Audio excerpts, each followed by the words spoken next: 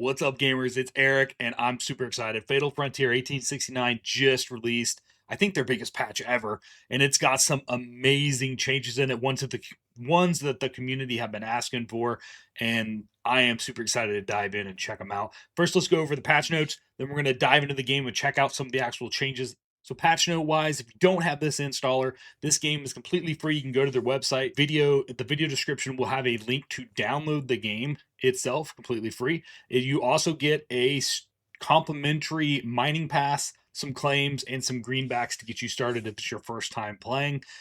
All right, and they're also doing a special event on top of all of this. The Great Gold Draw is now active. There's information on the website. It's linked there in the notes. Like I said, I'll have a link in the video description where you can download the game completely free. So game update wise, let's break it down. First things first, greenbacks earned. So pioneers can now earn greenbacks from quest rewards and by selling specific items at shops. This is huge. We've been asking for being able to earn greenbacks in game. Now you can. And this is, I'm so excited for this. They also updated the shop UI. We'll check that out. I'll show you some screenshots here of this. Players can now see their in-hand and account level currencies. Okay, this is kind of cool. You can purchase claims and greenbacks using gold grains at the bank in the town. Another huge thing that we've been asking for. So you can do it in a session. So if you run out of claims, but you still got more to mine, you can now go into a town and buy them while you're in that session. This is so cool. Okay, you can. There's a whole another boss now too. They've totally added several different monsters, but the big boss that you need to be aware of is John Bannon. And in the notes here it says he doesn't take kindly to killing his men, and he will find you. All right. There's also going to be savaged and enraged enemies that can now spawn for higher level pioneers. So you have to be careful with this. So there's going to be another level of difficulty. Lynx have been added to the coast, so now we have a new creature to look for that we don't. Well, who knows what level they are. Probably a little bit harder than a wolf. We'll find out. We're going to check it out. Pioneers now auto-equip their highest DPS weapon when starting a run. Yes, thank you. As you know from my player character session videos that I've been running, I always tell you to make sure you do that first thing as soon as you log in, and now it's going to do that for you, so that's amazing.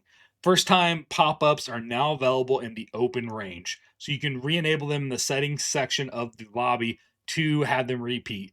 This is not a bad thing. I recently just learned or was reminded that you can sprint in the game. I completely had forgot about that. Sometimes it's good to go back over and relearn some basics that you may not use all the time that would come in handy.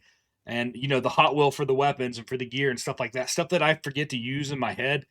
It's nice to see those reminders again and you know, learn how to do them again. Okay, so something I'm not quite sure if I'm going to like yet. We're going to have to get in game and check it out. Ammo and rations are now in low supply. You find them from quest and loot drops or purchase them using greenbacks. I don't know how this is going to play, how it's going to balance the game. I'm excited to get in and check it out though.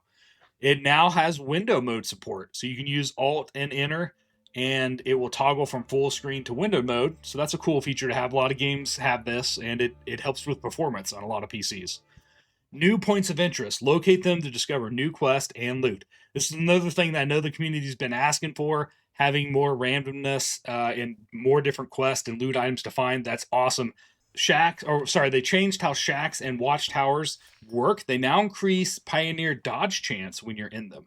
So there's been a couple times when I've gotten into a tower and started getting attacked, and apparently before it worked the same as normal. I wasn't 100% sure, but now if you're in one of these, you get an increased bonus to dodge, which is awesome. I mean, if you are up higher in a tower, you should have that, right? You have the high ground, and now they built that into the game, so that's a welcome point. Tools now display their current durability. That's a big thing for people.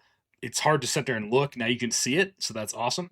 Pioneers now resume runs when with the equipped weapons that they camped with. So I didn't really notice this as being an issue for me, but from the feedback, this is something that people are very happy with. So that's awesome. And they fixed some things. So the skill check on gold find is more stable. Pioneers no longer earn XP and greenbacks from a time recovery after exhaustion. So note to that, everybody, make sure you're paying attention. That was a bug before. Cleaned up some UI text overlap issues. The stats are now properly handled after using tonics and consumables. And then there's still a known issue that they wanted to make people aware of. Melee NPCs will attack players while in a watchtower. Players now have an increased dodge chance, so that's still a known issue.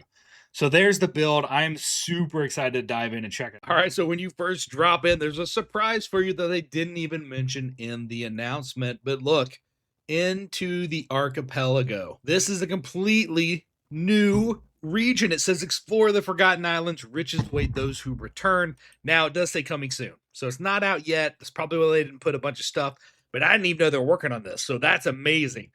So I'm excited for that, just to make sure you guys are aware that that is new. That is awesome.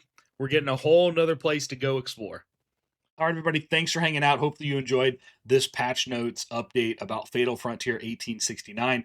Like I said, completely free to play. New players receive the complimentary Prospector Pass, Greenbacks, and claims to get started. It's a great starter pack. The gold discovered in the game has real world value, and the gold locations are pre-buried too. They're not like generated through some kind of random mechanic.